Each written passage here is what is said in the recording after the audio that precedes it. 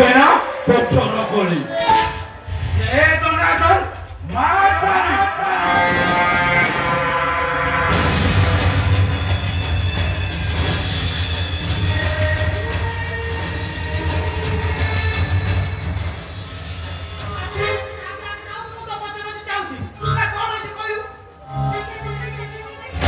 বাবুলো কথা কথা শুনিছি কথা কথা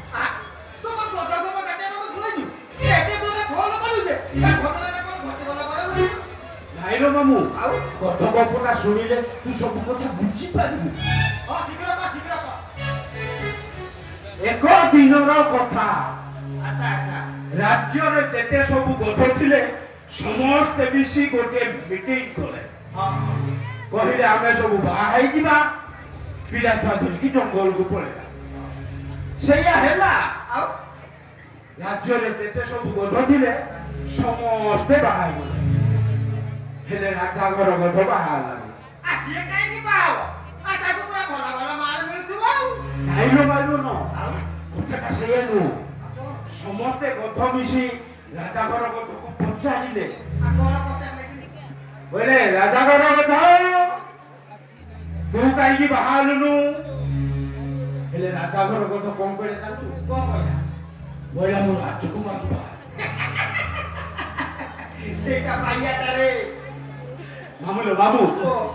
ତୁ ଯେମିତି ହସିଲୁ ନା ସମସ୍ତେ ଗଧ ପରା ସେମିତି ହସିଲେ ଆଉ ପିଲା ଛୁଆ ଧରିକି ଜଙ୍ଗଲକୁ ପଳେଇଲେ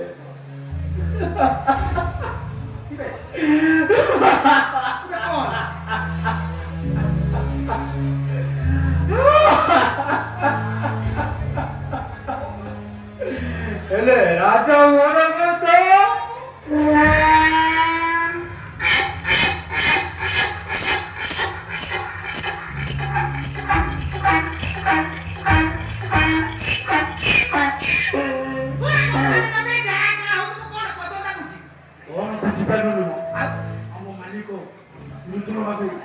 ତାଙ୍କ ଝିଅ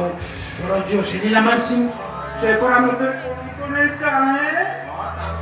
ମୋ ହାତରୁ କେତେ ଥର ଗଜରା ନେଇ ତା ଖୋସାରେ ଖୁସିଛି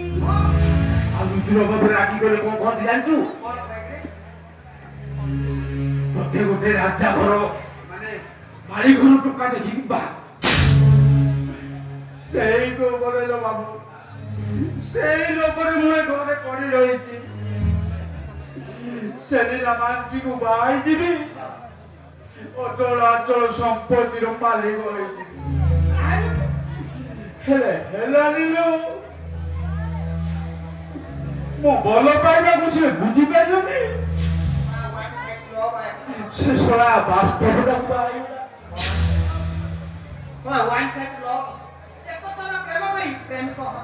ନା ନା ନା ନା ନା ନା ଆଉ ହତାଶ ହେଇନି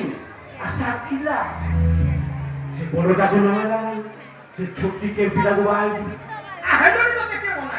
ସେଇଟା ତ ତା ଜ୍ୱାଇଁ ସହିତ ପଳେଇଲା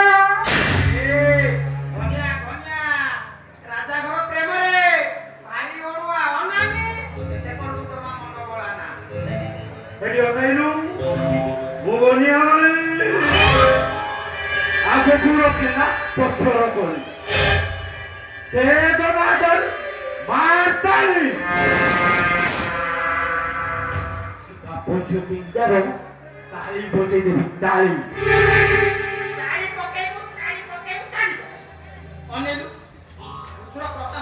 ଚାହିଁବ କିଛି ହବନି ବୁଝିଲୁ ହାତ ମାରନା ଜମା ମନ ବଳନା ବାବୁ